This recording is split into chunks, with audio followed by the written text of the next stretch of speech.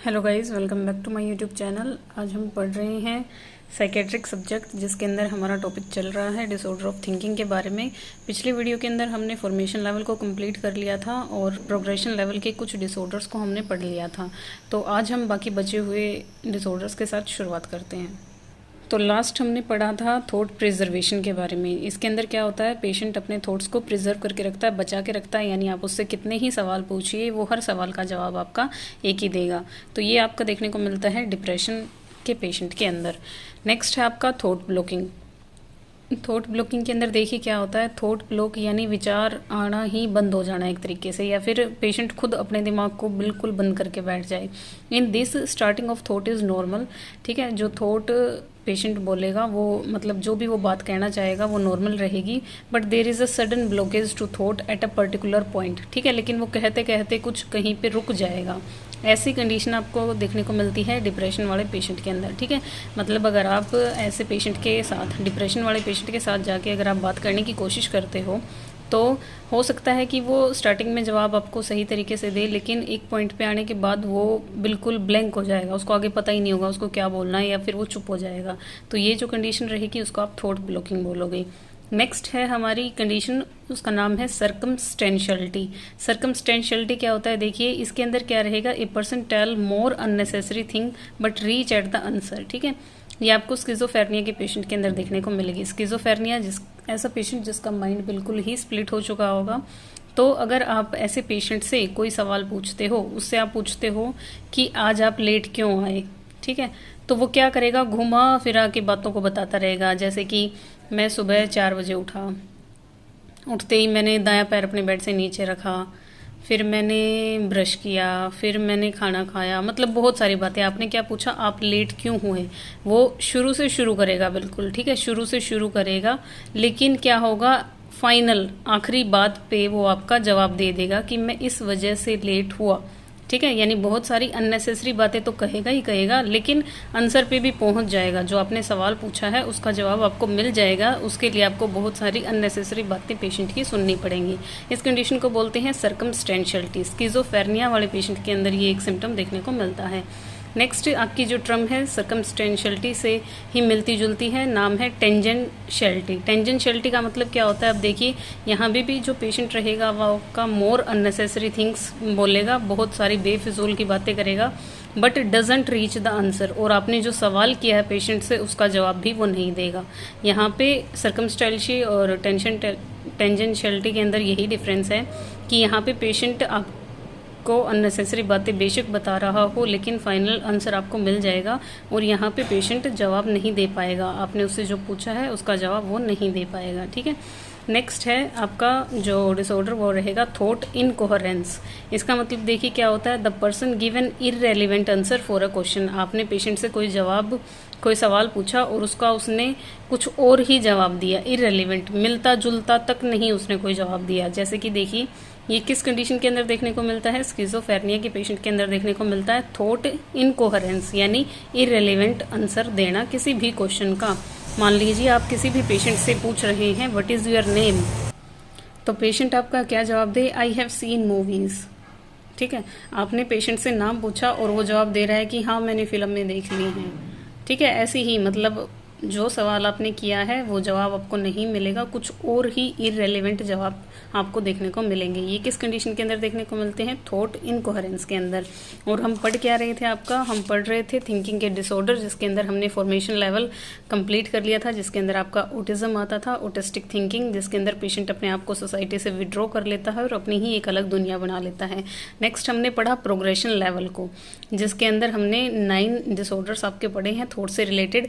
अब बारी आती है आपकी कंटेंट लेवल की। कंटेंट लेवल के अंदर जो डिसऑर्डर आते हैं वो आपके 4 रहते हैं, तो देखिए उनको स्टडी करते हैं वो कौन कौन से होते हैं। तो कंटेंट लेवल के अंदर आपके जो 4 डिसऑर्डर आते हैं वो रहेंगे आपके थॉट के फोबिया, हाइपोकोंड्रियासिस, ऑब्सेशन और डिल्यूजन। ठीक है, जिसमें से 2 को हमने डिस्कस कर भी लिया है पहले वाली वीडियो के अंदर, लेकिन हम इनको दोबारा पढ़ लेंगे, कोई दिक्कत नहीं है। फोबिया को हमने डिस्कस कर लिया है और ऑब्सेशन को हमने डिस्कस कर लिया है। जो नई चीज़ें हैं आपके लिए यहाँ पे वो रहेंगी हाइपोकोंड्रियासिस और डिल्यूजन। ठीक है, सबसे पहले हम हाइपोकोंड्रियासिस यहाँ पे लिख रखा है तो इसके बारे में पढ़ लेते हैं। हाइपोकोंड्रियासिस जो बीमारी है उसका नाम होता है आपका वहम की बीमारी, आप इसको बोल सकते हो हिंदी के अंदर। इसके अंदर जो पेशेंट है वो हाईली कॉन्शियस रहता है अपनी हेल्थ को लेके। तो देखिए आपने ऐसे ही इसके अंदर लिखना है, in this person is highly conscious about his और her health. The person think that he has a major illness but in reality he have a minor disease. ठीक है, इसके अंदर पेशेंट को लगता है कि उसको बहुत बड़ी बीमारी है, लेकिन रियल लाइफ में उसको बिल्कुल ही कोई छोटी ही बीमारी होगी या छोटी ही कोई कंडीशन होगी। इस जो ये बीमारी है आपकी हाइपोकॉन्ड्रियासिस, इसका जो सेकंड नेम रहेगा वो रहेगा डॉक्टर शॉपिंग, इसको आप बोल सकते हो। ठीक है, मान लीजिए जो हमारे अंदर मोस्ट ऑफ जो टीनेज गर्ल्स होती हैं उनके अंदर देखने को मिलता है। देखिए क्या, जैसे एक एग्जांपल देके मैं आपको ये कंडीशन समझाने की कोशिश करती हूँ। मान लीजिए एक बहुत ही स्किन सेंसिटिव लड़की है, ठीक है, मतलब जिसको धूप में जाते हुए भी वो बहुत तामझाम करेगी, सन ग्लासेस लगाएगी, फेस को अच्छे से कवर करेगी, और उसको बोल दिया जाए कि बाहर जाइए, मतलब उसके घर वाले उसको बोल दें कि बाहर जाओ और ये सामान लेके आओ। पहले तो वो मना ही करेगी डायरेक्टली कि नहीं धूप है, मेरी स्किन ख़राब हो जाएगी, ये हो जाएगा, वो हो जाएगा, ऐसे ऐसे। ठीक है, लेकिन फिर भी अगर ज़बरदस्ती घर वाले भेज देते हैं बाहर तो वो अपनी पूरी प्रोटेक्शन के साथ जाएगी, सनस्क्रीन वगैरह, ठीक है, ग्लासेस हो गए, ये सारी चीज़ें करेगी।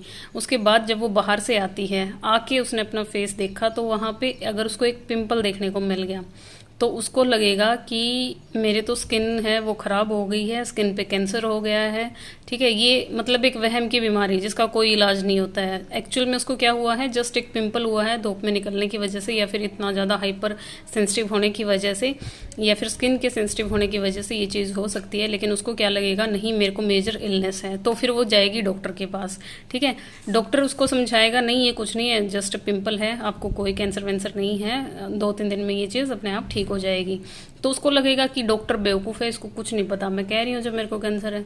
फिर वो दूसरे डॉक्टर के पास जाएगी, सेम डॉक्टर वही उसको कहेगा कि नहीं कोई दिक्कत नहीं है। तो इसीलिए इस बीमारी का नाम डॉक्टर शॉपिंग लिखा है कि यहाँ पे जो पेशेंट रहेगा वो डॉक्टर टू डॉक्टर जाएगा और अपनी बात मनवाने के लिए कि नहीं मेरे को मेजर इलनेस है, आप समझ नहीं रहे हो। तो ऐसी ये कंडीशन होती है, एक वहम की बीमारी आप इसको बोल सकते हो। ये किसी के साथ भी देखने को मिल सकती है।